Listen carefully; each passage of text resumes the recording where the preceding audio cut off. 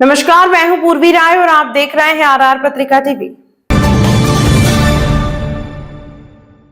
Chandwaji police थाना चंदवाजी ने हरचंदपुरा में हुए चर्चित Rakesh Jat blind murder case का सफल खुलासा करते हुए मुख्य आरोपी चंद्रशेखर उर्फ शेखर पुत्र गंगाराम निवासी हरचंदपुरा उर्फ कांकराला को गिरफ्तार कर लिया है।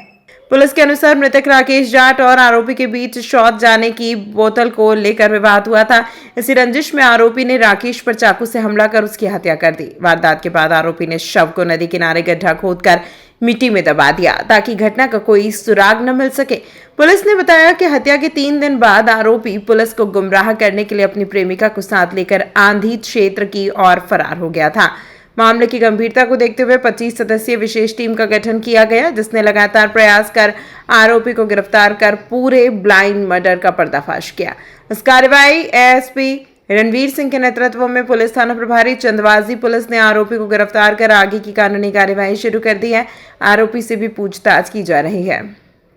देखिए, 6 तारीख की ये घटना है। पुलिस को सूचना मिली थी कि हरचंदपुरा जो गांव है वहाँ पे एक लाश गड़ी हुई दबी हुई पड़ी हुई है जमीन में। इस पर हमारे एसएचओ साहब, सीओ साहब, एडिशनल साहब वहाँ पे मौके पर पहुंचे थे और मिट्टी हटा के जब उसमें हमने देखा तो वो जो बॉडी थी वो राकेश जाट निवासी हरचंदपुरा की थी। प्रथम दृष्टया शरीर पर काफी चोट के निशान थे। उस आधार पर हमने उनकी रिपोर्ट पर हत्या का मुकदमा दर्ज करके इसमें अनुसंधान चालू किया, क्योंकि मामला ब्लाइंड मर्डर का था और बड़ा गंभीर था।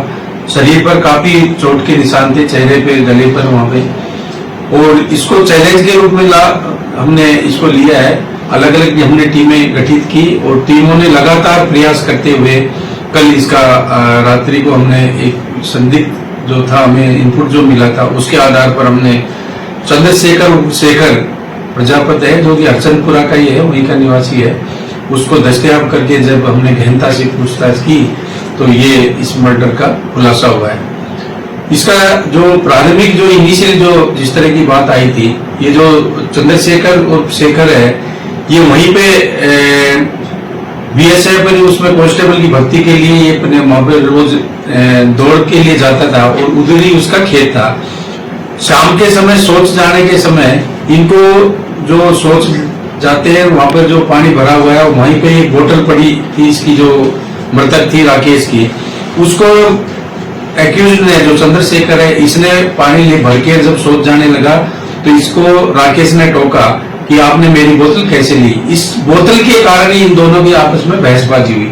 बहसबाजी होने पर राकेश जो मृतक था उसने इसके बियर की बोतल की पीछे से मारी तो इसके पीछे चोट लगी। इसी को लेकर इसको आपस में गुस्सा आया और इसने जैसे ही राकेश बोतल लेके शौच के लिए जाने लगा तो पीछे से अचानक उसका गला पकड़ के हाथ से और नीचे पटक दिया और इसके पास एक छोटा चाकू था, उससे ताबड़तोड़ शरीर और गले पर इसने हमला करके उसकी मृत्यु कारित की है।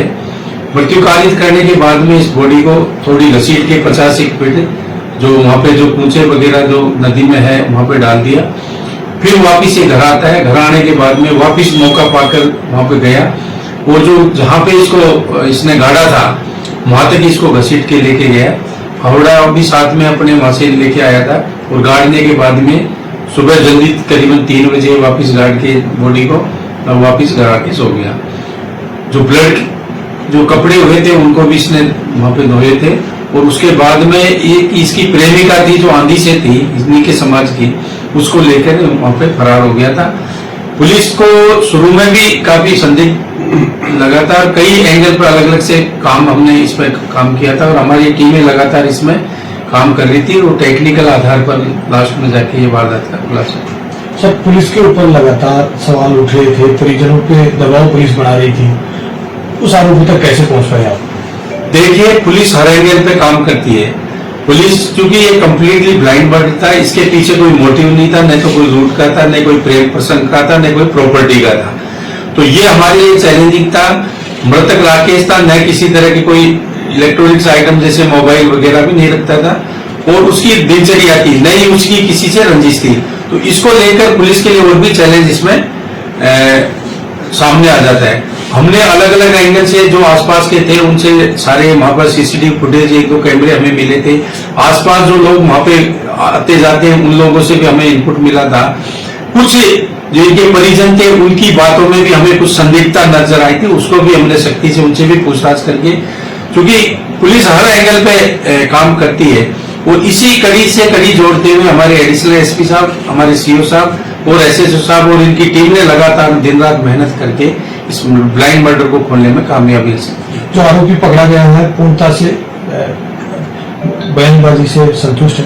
नहीं, बिल्कुल, इसने काफी, इसके आप देखिए ये इतना शातिर है कि इसके जब इसने उसको चाकू से खोदा तो उसने जो मृतक है राकेश ने इसके हाथ को चबा लिया था, इसके हाथ में चोट लगी थी, चाकू से जब इसने मारा तो इसके खुद भी कट लग गया।